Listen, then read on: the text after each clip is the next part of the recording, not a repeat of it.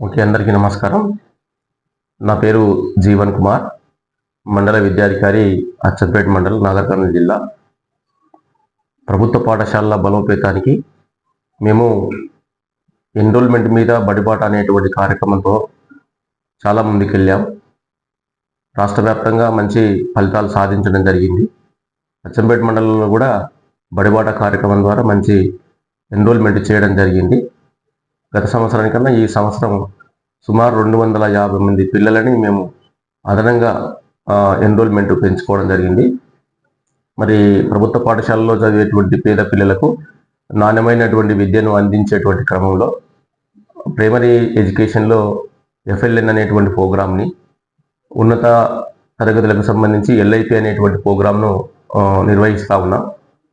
ఈ మండలం లోపల ప్రాథమిక పాఠశాలలు 42 ఉన్నాయి, UPS పాఠశాలలు 13 ఉన్నాయి, హై స్కూల్స్ 6 ఉన్నాయి, KGBB 1 ఉంది, అలాగే గురుకులాలు 3 ఉన్నాయి.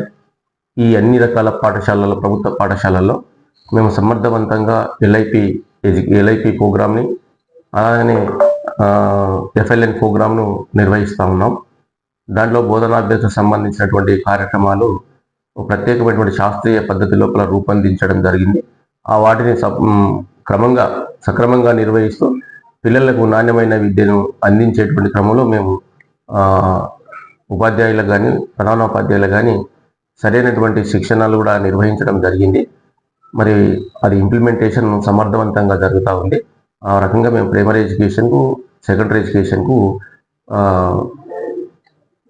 బాగా డెవలప్ చేసినటువంటి కార్యక్రమాలు మేము మండల వ్యాప్తంగా చేస్తూ ఉన్నాం. అలాగనే ప్రభుత్వ పాఠశాలతో పాటు ప్రైవేట్ పాఠశాలలు కూడా ఈ అచ్చంపేట మండలంలో 18 పాఠశాలలు ఉన్నాయి లోకల్గా. సో ఆ వాటిలలో కూడా మేము FLN ప్రోగ్రామ్ కానీ, అలాగనే LIP ప్రోగ్రామ్ కానీ సమర్థవంతంగా నిర్వహించాలనేటువంటి ఆదేశాలు ప్రభుత్వ అధికారుల మేరకు సూచించడం జరిగింది. మేము కూడా పర్యవేక్షిస్తాం, తప్పకుండా ఆ ప్రోగ్రామ్ను ఇంప్లిమెంట్ చేస్తాం. పేద పిల్లలకు సమర్థవంతమైన ఎడ్యుకేషన్ అందించేటువంటి ప్రయత్నం మేము చేస్తాం. ఇక ప్రభుత్వ పాఠశాలలో జరిగేటువంటి మధ్యాహ్న భోజనం కూడా నామ్స్ ప్రకారంగా నిర్వహిస్తున్నది లేదు, పర్యవేక్షిస్తున్నాం. ఇప్పటివరకు నేను దగ్గర ఒక 25 పాఠశాలకు పైగానే పర్యవేక్షించడం జరిగింది. ప్రైవేట్ పాఠశాలను పర్యవేక్షించడం జరిగింది కానీ సూచనలు అనేటువంటిది రాతపూర్వకంగా ఇవ్వడం లేదు. సరే, అక్కడక్కడ కొన్ని మేము వాళ్ళకు సూచన చేయాల్సినటువంటిది మేము అనుకుంటున్నాం. ఈ రకంగా మేము మండలంలో ఉండేటువంటి ఎడ్యుకేషన్ను మేము కొనసాగిస్తూ ఉన్నాం. సుమారు 18 పాఠశాలలు ఉన్నాయి. ఆ ప్రైవేటు పాఠశాలల వారికి నిర్వహణకు సంబంధించినటువంటి నామ్స్ అండ్ కండిషన్స్ ఇటీవలనే మేము మీటింగ్ పెట్టి చెప్పడం జరిగింది. ప్రతి పాఠశాలలో ఉండాల్సినటువంటి టాయిలెట్ ఫెసిలిటీస్ కానీ, ఫిజికల్ ఫెసిలిటీస్ కానీ, స్టాఫ్ అరేంజ్మెంట్స్ కానీ ఈ రకంగా ఉండాలనే నామ్స్ ప్రకారంగా అనేటువంటి వాళ్ళకు సూచించడం జరిగింది. వాళ్ళు పాటిస్తూ ఉన్నారు. ఇంకా ఏమైనా సర్దుబాటు ఉంటే సవరించేటువంటిది కూడా చేస్తాము. వాళ్ళు కొన్ని చోట్లలో మా నోటీస్కి వస్తూ ఉంది, నోట్బుక్స్ అధిక ధరలకు అమ్ముతున్నారని, టెక్స్ట్ బుక్స్ ఇంకా ఇతరత్ర వాళ్ళ స్కూళ్ళలోనే కొంత కొనుగోలు చేస్తున్నారనేటువంటిది మా దృష్టికి వస్తూ ఉన్నది. అట్లాంటి కింద మా దృష్టికి వచ్చినట్టయితే మేము సందర్శిస్తాం.